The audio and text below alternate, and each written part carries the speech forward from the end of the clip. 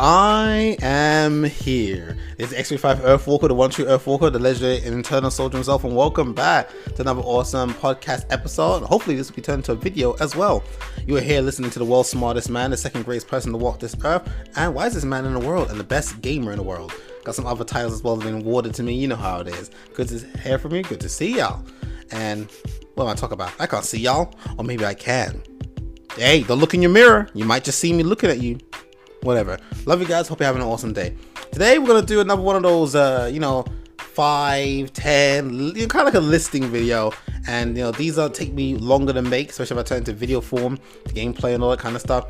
But I want to do 5 games that are excellent, very, very good. I've had a great time with them because I played them all myself, so I'm not talking out of my butt. I played them myself, but they got like little to no attention. No one's talking about them, no one's playing them, or they get like ignored for dumb reasons, or reason maybe I don't even know, right? I'm world's smartest man, not all knowing, so let's just be careful. Let's get our terminology right. So let's just kick right off into these. And disclaimer, I have played and I love these games. I have truly enjoyed them. I think they're great and they deserve to be having loads of players. So let's start right in. And you know what? Let's kick it off with number 5. Immortals of Avium. Immortals of Avium is an excellent game. Its graphics are excellent. The lip syncing, the design of the characters. We got a variety of people in there, so a nice representation as well. This game has been a lot of fun. I'm not end game yet or anything like that. I'm taking my time because I'm playing multiple games at the same time. Xbox has so many games, way more than PlayStation, and it's just been a lot. And thanks to how Xbox is with EA, the games like Dead Space and stuff are available on Game Pass. So this game was also available on Game Pass, and it was developed by Team Ascendant. And I decided to give it a try because I had my eyes on this game before. I played it and I'm like, what are people saying this game is mid or meh or 4? I'm like, it's excellent. I'm having a lot of fun with it. It's great fun, blasting magic. And the world has deep. It's got some good deep lore. I'm reading everything that they put in there. Every time I get a little book or something, and I see read about this region, this area, these people, these constructs, the Chronos, these all this, the ley lines, Sandrak, the armies, all this stuff. I'm interested in it, and I'm reading it. I want to learn. It's a great world. It's excellent graphics. The combat is fun. A variety of enemies. You have different magic types from the green, blue, and red, and they're all based on different things as well. And there's also these other abilities you can get, like equipment to use in your left hand, like a nullifier to disrupt and negate enemies. There's these green limpets, I think they're called, that slows down the enemies that are hitting objects. There's also a whip to pull enemies towards you, pull yourself towards, swing to these latches. There's a lot going on in this game, including an intense moment where Sandrak and his boys pulled up on the Lucian higher ends of us, the Immortals, and it was like a intense scene. He did a major boss move, and I haven't seen a villain do anything like that in all the gaming for, if not a long time, if I've never seen it. I'll have to go over my memory bank of it. Immortals of Avium is a great fun. I made a gameplay video of it, talked to a few people, and people were like, no, I like this game, it's great. And some people were like, man, I asked them why. It just seemed like they just weren't feeling it. I was like, but that doesn't mean the game is meh. You have to sum it up as not your kind of game. It doesn't make it meh or mid. People's judging of games are absolutely terrible. This is an excellent game, and I think they've done a bang-up job. I'm playing and I'm having lots of fun. I'm enjoying the story. 2 elements was predictable, but I will say I wish I had more of a variety of the type of magic that you can put out there. More of a variety. Not just the laser blue and the blast red. I do like that there's a grenade, a rocket launcher version of the red. I've got that weapon, so that's cool for dealing with a group of those little scarab guys, crab ones. And the green one's homing machine gun sort of. And I do like that. I wish the upgrades were more impactful, but they make it smaller increments. But other than that, it's fun. And the combat and gameplay, if you like Doom Eternal, and pretty much everyone did, unless you're an old man, I don't know, DSP, you will like the combat of Immortals of Avium. It's first person. You see a hand instead of a gun like in Doom. You move around, you can dash. Unlike Doom though, you can put up a shield. You have equipment. Yeah, you can just change through them really quickly. The shield will block this. I got the upgrade, so my shield, when I hit, blocks projectiles, I gain back health. You can heal up. Then there's a mode where you can do tri-blast, so you got a tri-arc, and we can use all 3 types of magic in a cool beam that would do heavy damage, vaporize enemies. I can jump, double jump, hover, sprint, slide on them, blast. Like, you're very mobile as well. There's a lot going on in this game. Immortals of Avium it's excellent. I'm enjoying it. I don't know. Maybe I'll reach a point where I'm like, oh, this is terrible. Like, I can't see it so far. Like, I like Devon. I like the characters that's there. Kirkin, you know, she doing her thing. You know, and our character's a bit whiny and annoying. But then again, he's young and has experienced loss and stuff like that. So, understandable.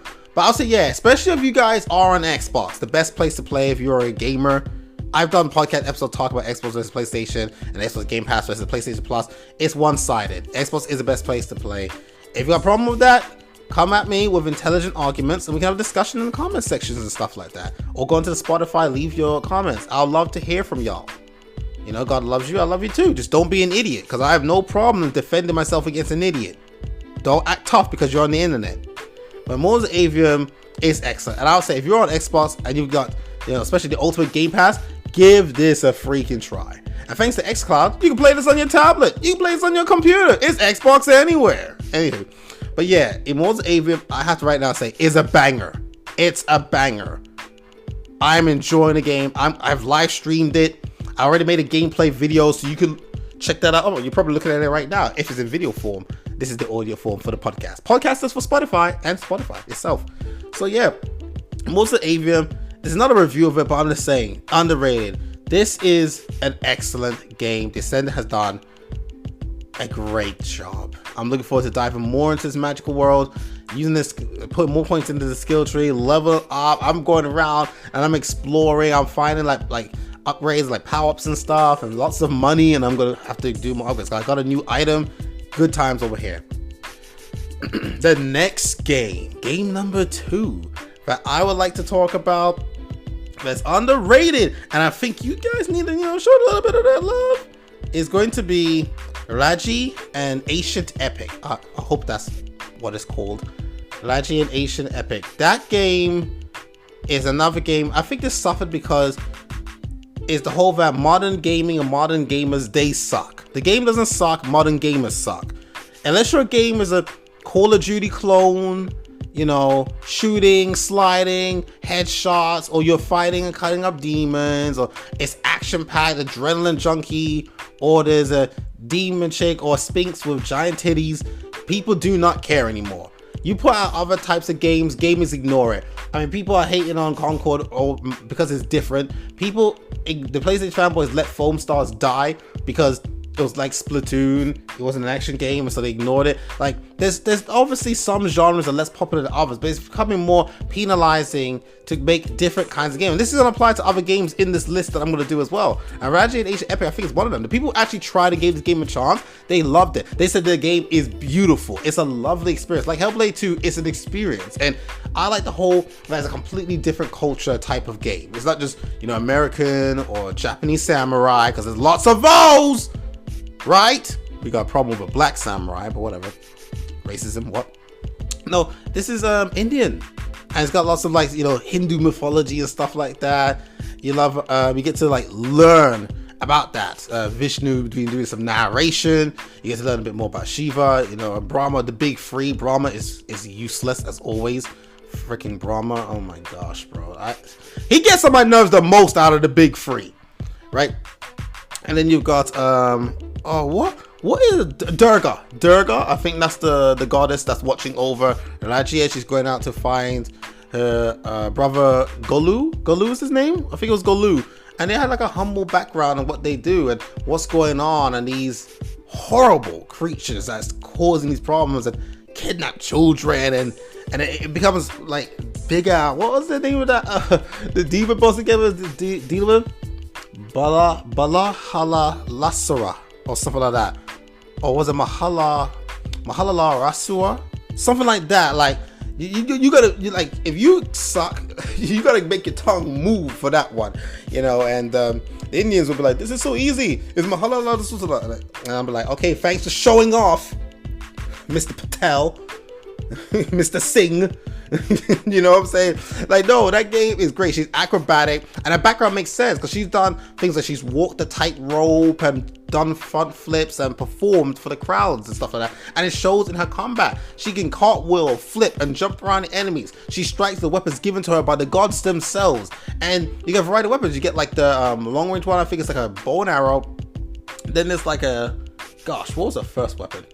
No, I'm selling. It's like a staff type weapon. I think like a staff kind of one. And then you also get access to like a sword and shield. Like, so you get different types of weapons. You fight. I'll say for the type of game that it is, obviously being more indie, smaller. It's nothing that comparable to freaking Elden Ring or something like that, or Halo Infinite. Like, no, it's smaller. The variety is good for what it is. One of the enemies is so annoying. I swear. Ooh, when I see that enemy, man, I tear it apart. I tell you, I tear it apart. Look at that. I say, listen here, boy. Like, you know, that kind of, it gets to your nerves. But it's a great game. Love your story. And there's one area in particular. Hopefully I can show you gameplay of it. I think it's the most best looking, most beautiful part of the game. It's my favorite part of the game. And when you go to that great city, and I'm just going to say, prepare your eyes for a treat. And that's what that smaller team can do. Imagine what a bigger team. Oh man, Raji, this game, no, is excellent. And you want a different experience and a quick experience too, because it's not a big game. Check out, you know, Raji and Ancient Epic. It also got a update as well, so it got improved. So I came back to play that again, and I made another video of it in the improved version. You know, visuals and all that kind of stuff, and they did a good job. I like that game. I really like that game, and the accent, the voices, the music. Yeah, the music. You got a bit of a South Asian in there, South Asia, India. I like the duduk. You can hear the instrument, the duduk in there as well. So I like that whole culture stuff and giving us more of a variety of what's out there. You know what I'm saying? Like, come on, like Japanese leading characters in Japan, the samurais have been done enough already. Like, let's get a bit of variety out and let's do it right. I definitely like that. All right. Number 3 that I would like to talk about is going to be, and this one I'm a big fan of, Coffee Talk. Specifically, Coffee Talk Episode 2, Hibiscus and Butterfly. This game is, again, you're going to look at it and be like, yeah, not my kind of game. I get it. You're a man. I only like bullets and riding lions and drinking beer and X-Defiant. I get it, bro. I get it. You're not impressing that girl you like. Just stop.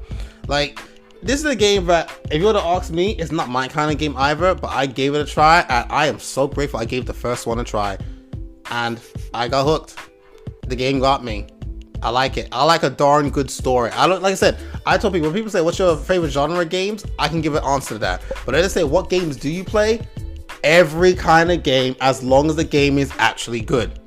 If you got a narrative story, you're reading and characters are talking and that kind of stuff, and it's like there's no action, I'm fine with that. If the story is good, the characters I like, or there's some sort of relation to them, like you can relate to them, or it's a setting or something like that. Like in Coffee Talk is set in, I've talked about this many times, it's in Seattle, right? You can tell from the landmarks, it's Seattle, America, and it's an alternate world where basically these mythological creatures exist alongside man.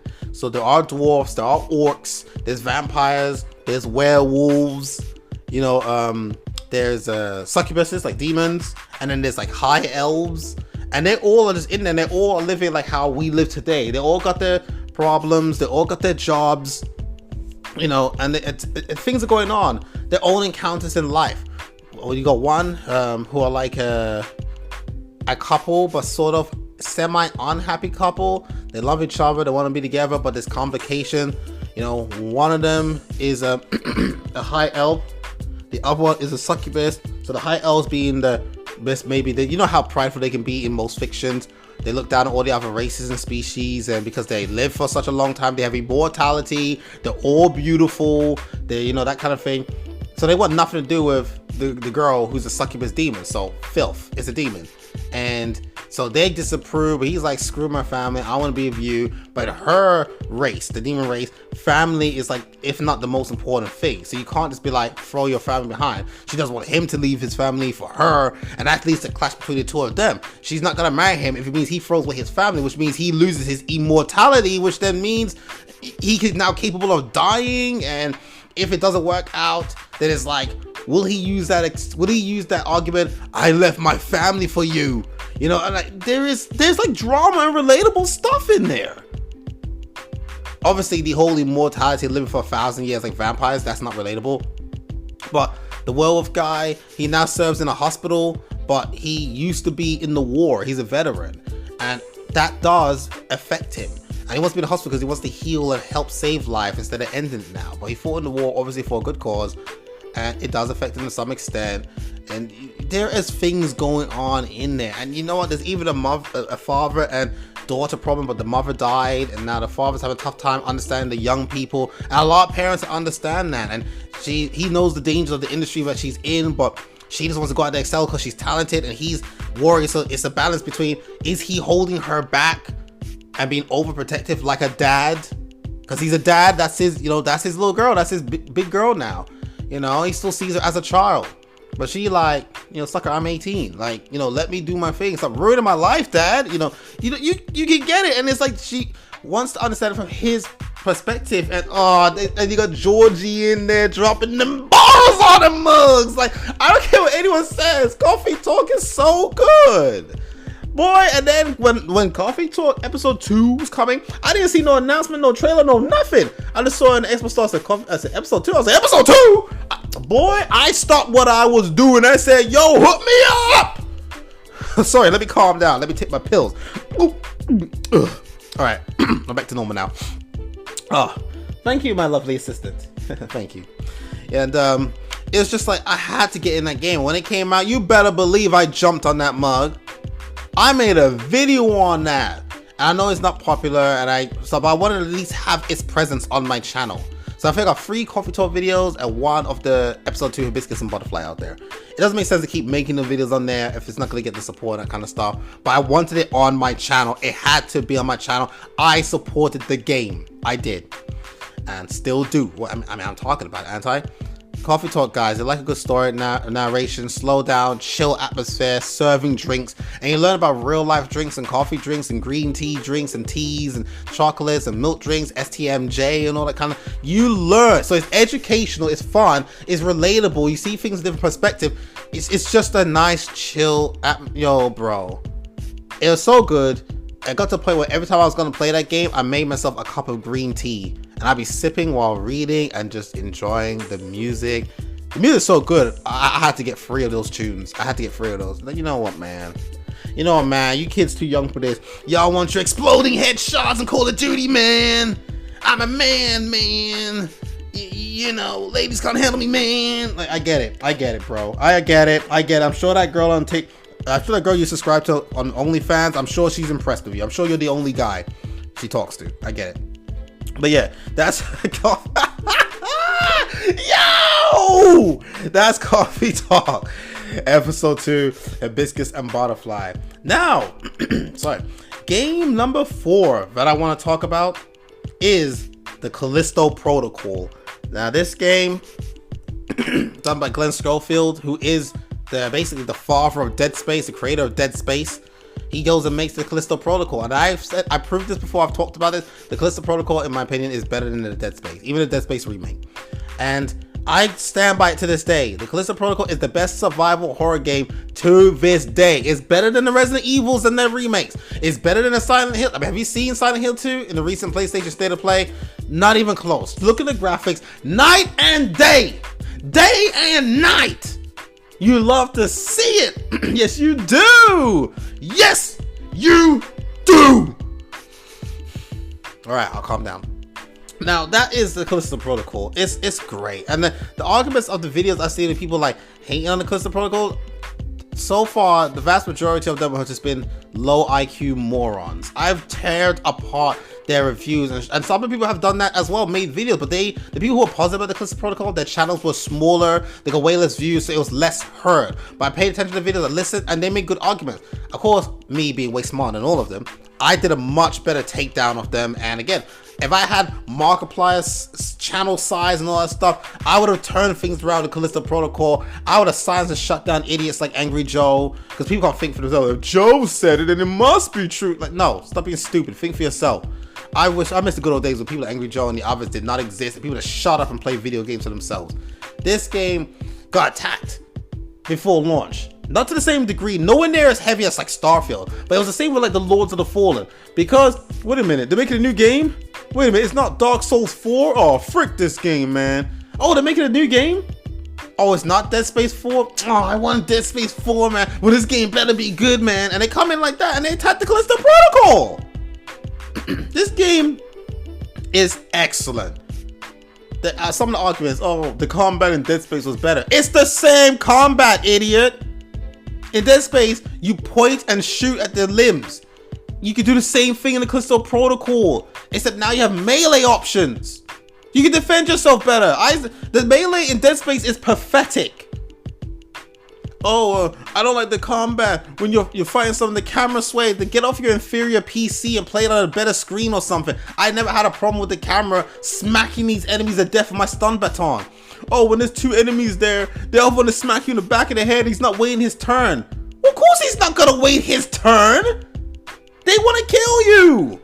You think these biofidges, which rips people's heads off, beats people to death, is gonna be like, let me get in line, I'll wait my turn. My ticket is number 3. I'm waiting for you after the second guy. Like, what do you think's gonna happen?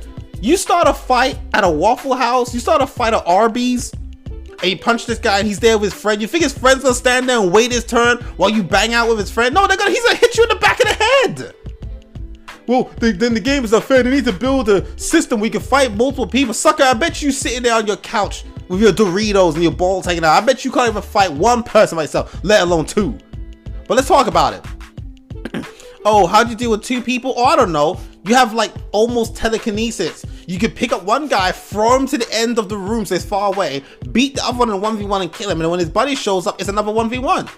You have, I don't know, a gun. How about you shoot and kill one of the biofidges or cripple him so he's like, dismember him? So he's crawling along the floor and hot tip, if they're crawling and you dodge the first strike and you smack them on the head, it's an instant kill. There's multiple ways of dealing with like 2 or even 3 biofidges in the Callisto Protocol. If you're not intelligent enough, you don't want to use your brain. You want a PlayStation game where it says X pops on the screen, you press that, and they say press A, and you press A, and that's it for you. I understand that. Go play God of War or something. But like, if you want to use your head, some skill. Remember the days when games were hard? Back then, the games were unfair because they were kind of broken. Here, this is a fair game. Now, obviously, they updated it. Now, enemies stand around and kind of wait their turn. They might as well just line up. It really reduced the difficulty. They might as well just stand neatly behind each other. Don't circle around me and growling in my ear when you're never going to touch me. All right? Whatever. The complaints were just stupid. The game is great. The combat is worked so well. The combat is the same, it's just better. You can throw things. In Dead Space, you can pick up things and impale and throw it at the enemy. In the Callisto Protocol, you can pick up things and throw them at biofidges as well. Like, it's the same thing, bro. Your arguments are absolutely weak. It's absolutely weak. You know, there's more environments and stuff in the Callisto Protocol. You know, I think it's over a better game, and I really enjoyed the Callisto Protocol. It's an excellent game, the best survival horror game we got right now, and it just got hoed. The internet was just attacking it. Man, this game is trying so hard to be Dead Space. It's the same guy who made Dead Space, idiot! If anyone can make something similar to Dead Space, it's him. He has the right. What do people talk about? Whatever, bro. Whatever, bro. And funny, and it's more difficult, the Callisto Protocol as well. And funny enough, fun fact, DSP made a video where I actually agreed with him on his assessment of the whole Dead Space remake versus the Callisto Protocol. I say give that a listen to, even if you're not a fan of DSP. Sometimes he gets some things right too. Just because you hate him doesn't mean he can never get things right. Now, onto game number 5. Remember, these are not in any order, but it's just the games I want to talk about. Number 5 is going to be Fuga 2 Melodies of Steel, the Fuga series. And like with Coffee Talk, like with Olaji and Ancient Epic, the style of the game is what hold this game. It's a different kind of game. It's not your action run around. It's not RPGs where you're swinging a flaming sword, slice the enemy into air, you jump up, you're striking, and all the gods come in to merge with your attack and blow up the earth. Like, no. You're controlling children.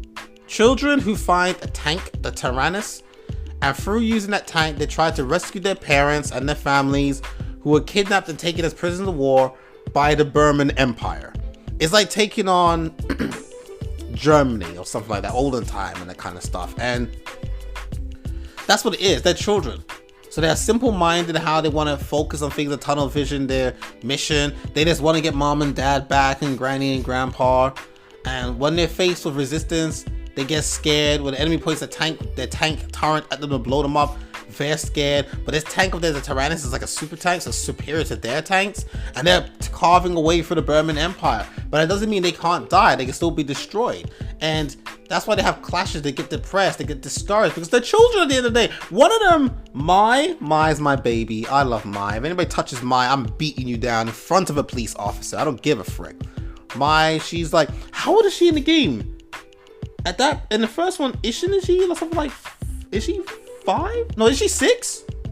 She's like a proper child, and she will molt her big brother who's the oldest, and his mentality is, I'm the oldest, so I gotta look after everybody, right? You got Kyle in there and stuff like that, Boron and Socks, you know, all these characters, and it's like the twins were there, and it's a fun game. It's very tactical. You have heavy cannons, which is high damage but low accuracy, which are the red, which hits the count as red. Then you got the grenade launcher, basically, which is like yellow, medium damage, good accuracy. And you got a light blue guns, which is like it's anti-air. They're great for hitting flying things, and they have the best evasion, but they're low damage. Some learn techniques that allow for armor penetration, so you can break off enemy tanks' armors, deciding which units to destroy first based on their threat level or what's synchronized. This one heals this tank, so you want to get rid of the healer first. There's boss battles. There are stories with, even though it's dealing with shooter stuff, there are some kind of mature themes in there as well concerning war and people who are justifying certain stuff because of the situation. Like, if we're in war, I've got no problems killing you, kind of thing. And one guy's like, wait a minute, y'all a bunch of kids? So he gives the kids a chance, like, surrender now, we can get out of this, none of y'all gotta get hurt, because he did not feel good about blowing up these kids. But they got a tank which is like 3 times the size of his. If anyone's gonna get blown up, it's him, so he's not gonna die. He's got a daughter, so like, yo, it's me or you. If you're not gonna surrender, I'm gonna do my job and fight as colonel in the Burman Empire. Like, you're not, you gonna fight for your country, but the children want to fight for, not really for that alliance, to get their family back. So it's who's gonna win. And it's like, you know, there are things that traumatize people. Oh my goodness, we killed someone, but we had to, right? We had no choice, right, guys? If we don't, how do we get mom back? Like, there's stuff in there, and it's a great game. And then when you get to Fuga 2, Melodies of Steel, and you get to, oh, I can't say what it is. I can't say what it is. That's a spoiler. I can't say what it is. I can't say what it is. Yo, Tyrone, you want to say something? Nah, man. All I'm going to say, man, that game is real good, bro. Yeah, thank you, man. You go back to what you're doing. Like, I'm telling y'all, this game, it's like all these games are just excellent games. I've played them all, and hopefully if this becomes a video, you'll see gameplay on the video as well. Like, you'll see it. I love these games. They're excellent. The developers deserve more respect. We should not be dogpiling on and disrespecting games that are for different style. I mean, PlayStation and Xbox players did that when Bugsnax was announced. When Bugsnax was coming out, they looked at it and said, wow, it's an L. Haven't played the game yet. Hasn't come out. They already said it was an L. When Tetris Effect Connected, which was an Xbox exclusive, came out, PlayStation fans said, oh, it's an L. It's Tetris. It's like, sucker, can we just play the game? And Tetris Effect Connected is one of those games, it's one of the few games I give a 10 out of 10 to. Dang straight is good. Like, stop punishing games for not being Call of Duty and Halo clones. And discount Final Fantasies. There are other types of games. Narration, story, puzzles, racing, turn-based, cards, board games, tactical, RTS. Like, come on. Let other games have a chance. I'm so done with modern gaming, man. Nothing but a bunch of idiots on the internet. They get a camera and everybody thinks they're a critic. No, you're not. Like, these games are great, but they got hold. They got hold. And I'm upset with that. But these games are fantastic. I hope you guys enjoyed this podcast episode. I hope you guys enjoyed this video. And I hope you guys just check these games out. None of them are expensive. Like I said, Bulls of AVM is on the Game Pass right now. You know, on all these kind of things. You can check them out. And I believe you won't regret playing them. And if it's not your kind of game, don't play it. Don't buy it, don't play it, don't blame me. But if you're open to these things, you want a nice experience or something that's different, check these games out. I believe you won't regret it. I mean, come on. I'm X35 Earthwalker. When have I ever lied to y'all? What you mean? Man, you're scared to remove that person. Get out of here. Accusing me of lies. Man, get the freak out of here. I ain't touched nobody. Sorry, my lawyer says I'll cut that out. Have an awesome day, everybody, and regardless of what's going on, make sure to do the Earth Walk. And I'll see you guys around.